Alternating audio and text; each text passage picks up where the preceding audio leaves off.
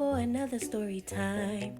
What's up, y'all? This your girl Lachey, and I'm back with another story time. So this story is gonna be called "The Night I Almost Went to Jail." And you know what? If I would have went to jail that night, it would have been my fault. Yeah, it would. Because there was red flags like all over the place. Like as soon as I pulled up to my homegirl house, it was just red flags everywhere. But I'm gonna make this story short, y'all. So like it ain't gonna be like no 5, 6, 7, 8, 9, 10 parts like the last stories were. Even though they were some good stories, y'all need to go check it out though. But anywho, so me and my homegirl, Nisha, we decided that we wanted to go out one night. So of course the plan was I drive, so I was, planning on going to her house to pick her up, and that'll be that, right? So I'm looking real good, like back in the day. Ooh, my body was boy. I was a size 5, but boy, I was good. I was cute. I was petite. I was firm. Moving along. So I got on this real cute, sexy brown flare out dress or whatever, with some cute stilettos on, hair all waved up and long. I mean, I was cute. So anyway, I pulls up at my homegirl house. I get to the door. She opens the door. Tell me why the hell she got on my dress. The exact same dress that I got on. Now, mind you, we didn't talk about what one another was wearing. Like, we didn't even make it that far into the discussion when we was talking about going out. We was just excited about going out. So it was crazy that we had on the same outfits, But hey, I guess great minds think alike. That's why we friends, right? So you can imagine the stares at that moment. Like, we were both staring at each other like, what the hell? Like these lost looks on our face. So of course, where that went. Of course, we start going back and forth like, wait a minute, oh hell nah, like hell nah, like no, we not doing that. We're not 20, like none of that. So I'm like, okay, you cute and all, but what you finna wear? Cause like we're not walking out this house with the same outfit on. So she looking at me like, what are you gonna wear? Excuse me? First of all, I look way better. Look, I love my homegirl, but I looked way better in that dress than you did. You know what I'm saying? Like, I was bad. I'm telling you. Even she knew that. So, anyway, she's still going back and forth with me, right? So she was like, you know what? We just gonna let my other homegirl decide. So I'm like, other homegirl? First of all, my understanding was it was just gonna be me and her. One thing I hate is when people invite people and they don't tell everybody else, especially the person that's driving. Like, the person that's doing the driving should know who all is finna get in their car. It's like, where's the respect? Like, how I want all these people in my car, That was red flag number 1. Well, actually number 2. Red flag number 1 was the same dress that we had on. But I didn't make a big deal out of it. I was just like, okay, whatever. I already knew who they was gonna pick anyway. So anyways, we get to the homegirl house and we both get out the car with the same dress on.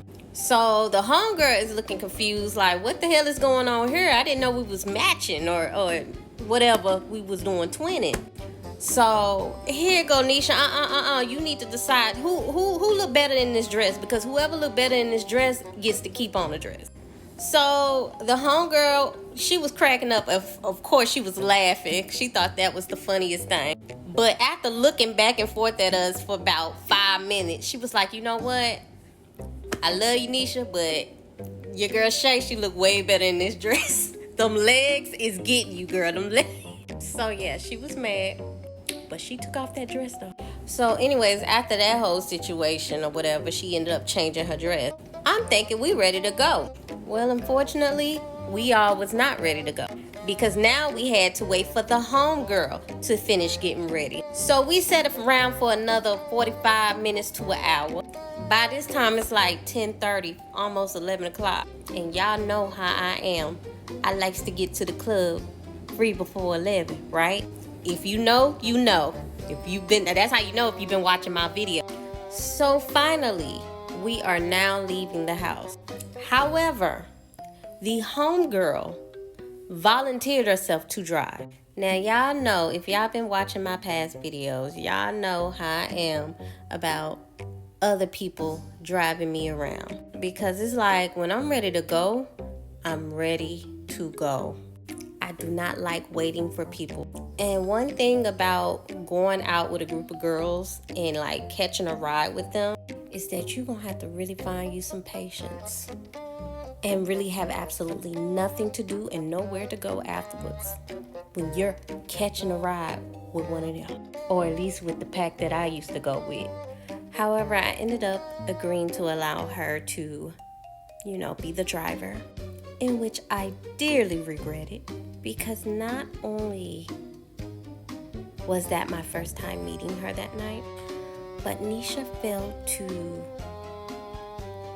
I guess, give me a heads up on the way this girl drives. This girl drives like a bat out of a bell tower. Like, this girl accelerator had to be glued to the floor, because she was pushing a good 95 to 100 miles per hour on the highway with traffic and all. Had the seatbelt strapped down in the back seat and all, and still was holding on to the seatbelt for dear life. Now, mind you, we driving from Arlington, right? We was in Dallas about 10 minutes later, literally. May have been less. Mind you, it takes about a good 25 to 30 minutes to make it from where we're at to Dallas. So yeah, that was the longest, quickest ride I've ever had in my life. And mind you, her trunk kept popping up. Yeah, she drove a box. I called it Mr. Brown. It had the rope and everything. And even that rope couldn't hold it down.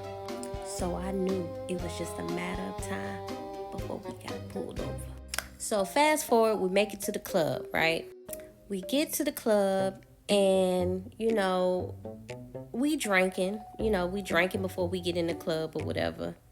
Or at least I was drinking. They was drinking too, but they was doing other stuff. So anyways, we went into the club. We had a blast. Now we're leaving the club. Now compared to them, I'm like the most sober one in the crew. I maybe had one drink and I didn't even finish the drink compared to how many they had. So by the time we're leaving, they're pretty much, where normal people be at a time when they're leaving the club, loaded and lit. So anyways, we get back in the car, whatever. I immediately strap up.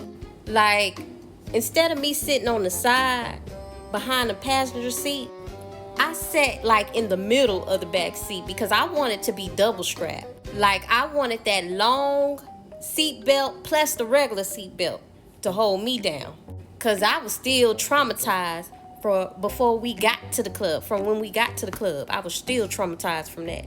So anyways, everybody got back in the car. She cranked up the car, whatever. Then next thing I know, she gets on the phone and she is like going off on somebody on the phone. I mean, she was going in on whoever was on that phone. And from what I was able to gather during that little phone call, I guess he was in the club too or whatever, and she saw some things that she didn't like. So yeah, she getting on his tail about it.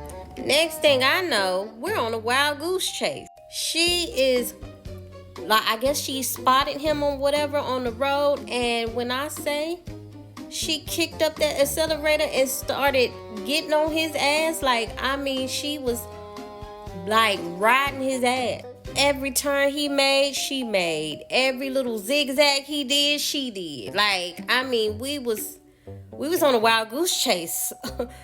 And I'm looking at my homegirl, terrified, like, what the hell did you get me into? Ooh, I know I said that this wasn't going to be long, but it looked like it's going to be a long one. Sorry, y'all. Come back for the next part.